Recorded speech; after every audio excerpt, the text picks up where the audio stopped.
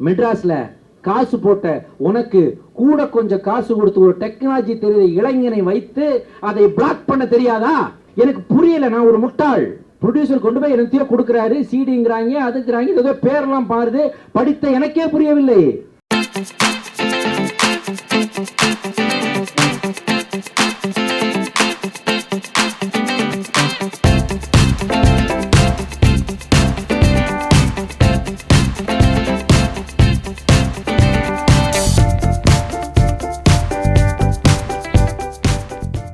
அனைவருக்கும் வணக்கம்.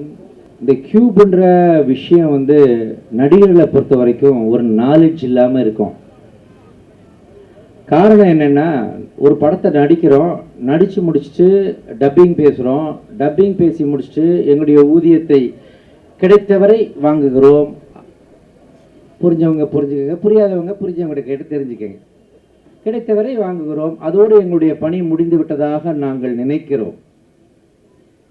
ஆனால் அதற்கு பிறகு ஒரு தயாரிப்பாளர் அந்த படத்துடைய போஸ்ட் ப்ரொடக்ஷனிலும் அதை வெளியே கொண்டு வருவதற்கும், அதற்கு தியேட்டர் கிடைப்பதற்கும், அதற்கு தியேட்டர் கிடைப்பதற்கான சாதகமான சூழ்நிலை இருப்பதை பார்த்து அதன் பிறகு தியேட்டர் வேட்டையாடுவதும், அந்த தியேட்டரில் சரியான ஷோ கிடைப்பதற்காக போராடுவதும், அப்படி ஷோ கிடைத்தால் அந்த தியேட்டரிலே தன்னுடைய படத்தை நிலை நிறுத்துவதற்காக இன்னொரு போராட்டம் போராடி இவ்வளவு கஷ்டப்படுறாரு ஒரு தயாரிப்பாளர். தமிழ் சினிமா கொஞ்சம் கொஞ்சமாக க்ஷீணித்துக் கொண்டிருக்கிறது, நலிந்து கொண்டிருக்கிறது. பெரிய பெரிய சக்கரங்களுடன் ஓடுகின்ற பெரிய வண்டிகள் ஓடுகின்றன.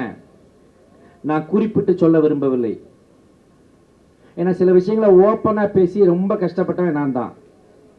அதனால பூடகமாக சொல்லுகிறேன், பெரிய சக்கரங்களுடன் பெரிய வண்டிகள் பயணிக்கும் பொழுது அதன் காலடியிலே, அதன் சக்கரத்தின் அடியிலே, அதன் பூட்ஸ் கால்களிலே பல குறும்பட தயாரிப்பாளர்களும் குறும்படங்களும் நசுங்கி சாகின்றன.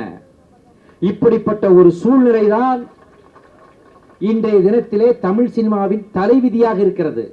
ஒரு விஷயம், தயாரிப்பாளர்களுக்கிடையே ஒற்றுமை இருந்தால், நடிகர் சங்கத்துடன் கைகோர்த்து நடந்தால், அங்கும் ஒற்றுமை இருந்தால், ஒரு தலைமையின் கீழ் நடக்கின்ற பண்பு நமக்கு வந்தால்தான் இதற்கு விடிவு உண்டு. ஆளாளுக்கு தனித்தனியா 4 பேர் கூட்டம் போட்டு ஒரு தலைவாகணும் நினைக்கிற மன இயல்பு இருக்கும் வரை ஈஸ்ட் இந்தியா கம்பெனிகள் வளர்ந்து கொண்டுதான் இருக்கும். கியூப்ங்கிறது ஒரு டெக்னாலஜி, திருட்டு விசிடி என்பது ஒரு டெக்னாலஜி.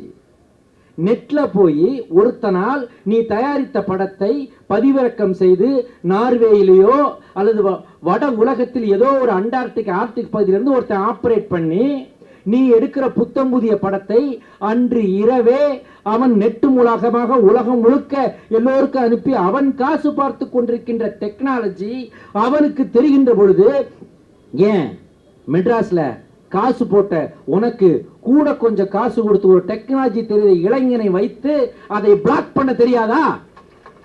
அதை நீங்க செய்தா என்ன? அதுதான் என்னுடைய மன்றாட்டு. ப்ரொடியூசர் கவுன்சில் சின்னதா 5க்கு 5 ஒரு இடம் கொடுங்கய்யா. அதுல விஷயம் தெரிந்த இளைஞர்களை நிறுத்துங்கள். அவங்க நெட்ல போய் ஒவ்வொன்றையும் பிளாக் பண்ணுவான், திருட்டு விசிடி வராமல் தடுப்பான்.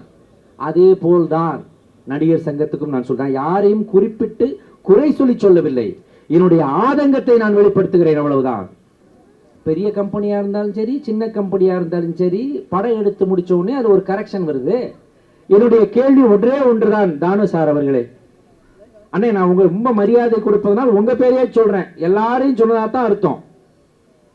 நம்ம ஒரு படம் எடுக்கிறோம், அந்த படத்துக்கு கொண்டு போய் எடிட்டர்கிட்ட கொண்டு போய் கொடுக்கிறோம். அந்த எடிட்டர்கிட்ட பல முறை திருத்தங்கள் செய்கிறோம். ஒவ்வொரு முறை திருத்தத்திற்கும் எடிட்டர் தனியாக சம்பளம் வாங்குகிறாரா?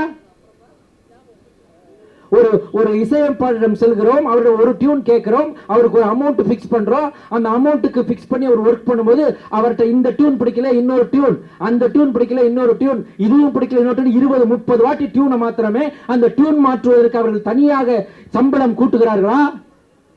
இல்லை அல்லவா? அதே போல் உன் படத்தை டெக்னாலஜிக்காக உன்னிடம் கொடுத்து உன் மூலமாக வருகின்ற பொழுது அதில் ஏற்படுகின்ற ஒரு சின்ன கரெக்ஷனுக்கு 25,000 என்று நீங்கள் பிக்ஸ் பண்ணுவதின் அடிநாதம் என்ன, அதன் அர்த்தம் என்ன, அதன் டிரான்ஸ்பரன்சி என்ன? எனக்கு அதுதான் தெரிய வேண்டும்.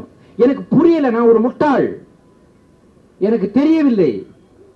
ப்ரொடியூசர் கொண்டு போய் என்னத்தையோ கொடுக்குறாரு, சிடிங்கிறாங்க, அதுங்கிறாங்க, ஏதோ பேரெல்லாம் பாருது. படித்த எனக்கே புரியவில்லை, மற்றவர்களுக்கு எப்படி புரியும்? ஊர்ல இருந்து படம் எடுக்க வேண்டும் என்ற ஆசையோடு வருகின்ற ஒரு குறும்பட தயாரிப்பாளருக்கு இந்த டெக்னாலஜி எப்படி தெரியும்?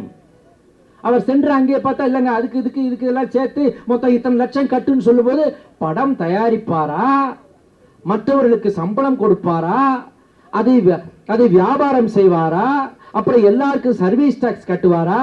சாவரதா ப்ரொடியூசரே? சாவணுமா எல்லா ப்ரொடியூசரும்? அப்புறம் எதுக்கு இந்த தொழில்? இந்த தொழில ஏதாவது உத்தரவாதம் இருக்கிறதா? கொஞ்சம் யோசித்து பார்க்க வேண்டும். சம்பந்தப்பட்டவர்கள் இதை கருணையோடு அணுக வேண்டும். மனிதாபிமானத்தோடு இதை நெருங்கி வாருங்கள். உங்கள் கட்டணங்களை கொஞ்சம் குறைத்துக் கொள்ளுங்கள் என்றெல்லாம் கெஞ்ச நான் வரவில்லை. காரணம், கெஞ்சுகின்ற சூழ்நிலையில் தயாரிப்பாளர் சங்கமும் இல்லை. அவர்கள்தான் பவர். அதை அவர்கள் புரிந்து கொள்ள வேண்டும் என்று கூறி விடைபெறுகிறேன். நன்றி, வணக்கம். என் உயிரினும் மேலான தயாரிப்பாளருக்கு என் முதல் கண் வணக்கத்தை தெரிவித்துக் கொள்கிறேன். ஒருத்தர் கார்பரேட் கம்பெனிக்காரன் வர்றான், அவன்கிட்ட எவன் கேட்குறான் ஆகி எவன் என்ன சொல்கிறான்னு தெரியாது. அவனுக்கு கதையை பற்றி சினிமாவை பற்றி தெரியல. நம்மளாம் சினிமாவை நேசித்து வந்திருக்கோம், உயிருக்கு உயிராக சினிமாவை நேசித்து வந்திருக்கோம். ஏதோ ஒரு கதை எடுக்கிறாங்க. நான் அப்போ சமீபமாக அவர் குறிப்பிட்டு சொல்கிறேன்னு அவர் வருத்தப்பட்டு கூடாது. கல்பாத்தி அகரம் இந்த முரளி பையனை வச்சு ஒரு படம் பார்த்தேன் டிவியில். 5 நிமிஷம் அந்த படத்தை பார்க்க முடியலையா? இதில் எவன் கதை கேட்டான், எவன் டைரக்ட் பண்ணான் அந்த படத்தை? 5 நிமிஷம் பார்க்க முடியல தம்பி. நான் இதுக்காக சொல்ல வரல. நான்லாம் இந்த உட்கார வச்சு என் டைரக்டர்லாம் விட்டறிவேன். அந்த பையில செல்வமணி வரைக்கும் சொல்றேன்னா விட்டறிவேன். மூஞ்சில என்னையா கொண்டு வந்திருக்கு அப்படின்னு. அந்த கம்பெனி போற இடத்துல இந்த தொழிலுக்கு வராதிங்க, தயவுந்து வராதிங்க. முதல் போடுறேன் நீ. அதனால மயிலேன்னா நான் இறகு போட மாட்டேன். அந்த கியூப்காரனும் யூப்புக்காரனும் ஏதாவது கவுன்சில் மூலியமா நீங்கள் பெரிய ஒரு ஸ்ட்ராங்காக நம்ம கவுன்சில் எல்லாத்தையும் வாங்கி எல்லாத்தையும் ஃபிட் பண்ணுற மாதிரி நீங்கள் கொண்டு வந்தீங்கன்னா தான் இது ஒரு நல்ல தீர்வு கிடைக்கும். இல்லைன்னா தீர்வு கிடைக்காது. அதனால தயவு கூர்ந்து நீங்கள் கொஞ்சம் தைரியமாக எல்லாரும் துணை இருந்து தயாரிப்பாளர் சங்கத்துக்கு பெரிய உதவியாக இருந்தீங்கன்னா மிகவும் நன்றியாக இருக்குன்னு சொல்லி விடைபெறுகிறேன். நன்றி. அனைவருக்கும் வணக்கம். இப்போ இங்கே அவர் ஒரு தயாரிப்பாளர் தவறான கருத்துக்கள் சொன்னார்னா அதை பற்றி நான் விவரிக்க விரும்பலை. ஏன்னா அவர் ஒரு மூத்த தயாரிப்பாளர், நல்ல தயாரிப்பாளர், நல்ல அற்புதமான நிறைய இயக்குநர்களை அறிமுகப்படுத்தின தயாரிப்பாளர். ஆனால் அவர் சொன்ன கருத்தில் எனக்கு உடன்பாடு இல்லை அப்படின்றதுக்காக தான் ஒரு இயக்குனர் சங்க தலைவராக நாளைக்கு எங்கள் சங்கத்தில் எனக்கு கேள்விகள் எழும். ஒரு இயக்குனரை மட்டும் தட்டி பேசும்போது நீ என்னத்துக்கு மேடையில் இந்த மேடையில் இருந்தேன்னு கேட்டால் என்னால் பதில் சொல்ல முடியாது.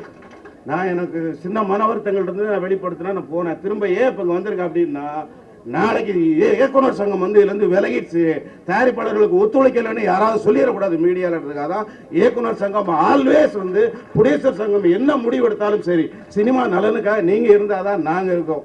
நீங்கள் எடுக்கிற எல்லா முடிவுக்கும் நாங்கள் எல்லா காலகட்டத்திலையும் ஒத்துழைப்போம். நிச்சயமாக நாங்கள் மட்டும் இல்லை, இப்போ பெப்சி தொழிலாளர்கள் எண்ணற்ற அளவில் இருக்காங்க, அவங்களும் ஒத்துழைப்பாங்க. நிச்சயமாக இந்த போராட்டத்தில் நம்ம உறுதியாக ஜெயிப்போம் சொல்லி வாய்ப்பளித்த அனைவருக்கும் நன்றி கூறி விடைபெறுகிறேன். நன்றி, வணக்கம். மேடையில் அமர்ந்திருக்கும் மற்றும் இந்த உண்ணாவிரதத்துக்கு வந்திருக்கும் அனைவருக்கும் என்னுடைய வணக்கத்தை தெரிவித்துக் கொள்கிறேன்.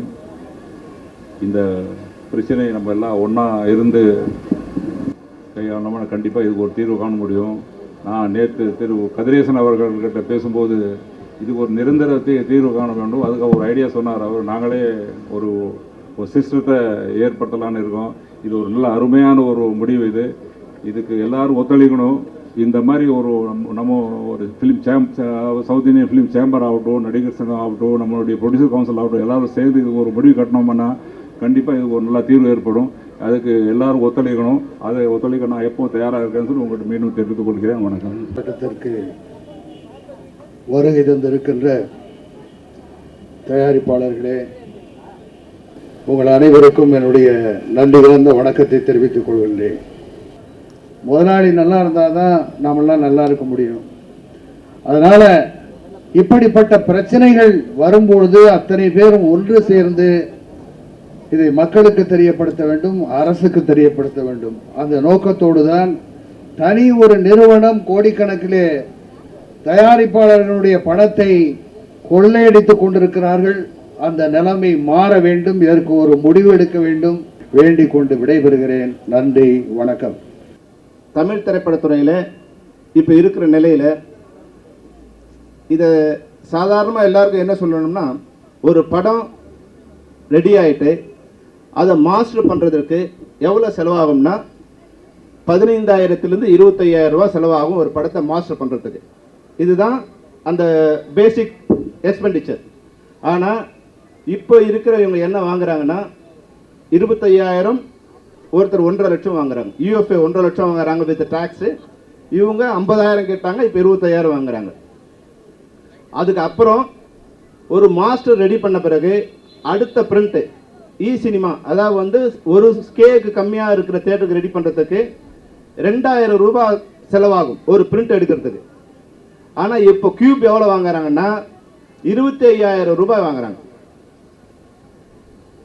இவங்க யூஎஃப்ஏ எவ்வளோ வாங்குறாங்கன்னா சிங்கிள் கேக் 25,000, 40,000 ரூபாய் வந்து டபுள் கேக்கும் 2 கேக்கும் வாங்குறாங்க. இதனுடைய மேக்கிங் சார்ஜஸ் சிங்கிள் கே பண்ணுறதுக்கு 2,000 ரூபாயும் டபுள் கே பண்ணுறதுக்கு 9,000 ரூபாய் ஆகும். அப்போது ஒரு தொழில் பண்ணும்போது 100 ரூபாய் வச்சு தொழில் பண்ணதுக்கு ஒரு லாபம் எவ்வளோ பர்சன்டேஜ் இருக்கலாம்? 20% இருக்கலாம், 30% இருக்கலாம், 40% இருக்கலாம், 50% இருக்கலாம், 100% கூட இருக்கலாம். ஆனால் 100 ரூபாய்க்கு 10,000 ரூபாய் அடிச்சா அது என்னன்னு சொல்றது? இது தொழிலா கொள்ளையா? இங்க இருக்கிற தயாரிப்பாளர் நீங்க நல்லா புரிஞ்சுக்கணும். இது வந்து யாரோ ஒரு தயாரிப்பாளர் இருக்குல்ல. ஏன்னா சில விஷயங்கள் பெரிய தயாரிப்புகள் கிடைக்கும், சில விஷயங்கள் சின்ன தயாரிப்புகள் லாபம் கிடைக்கும், சில விஷயம் நடுத்தர தயாரிப்புகள் லாபம் கிடைக்கும். ஆனா இந்த கியூப் யூஎஃப்ஏ மூலமா எல்லா தயாரிப்பாளர்களும் 100% தயாரிப்பாளர்களும் ஏமாற்றப்படுகிறார்கள் என்ற உண்மையை நீங்கள் உணர்ந்து கொள்ள வேண்டும்.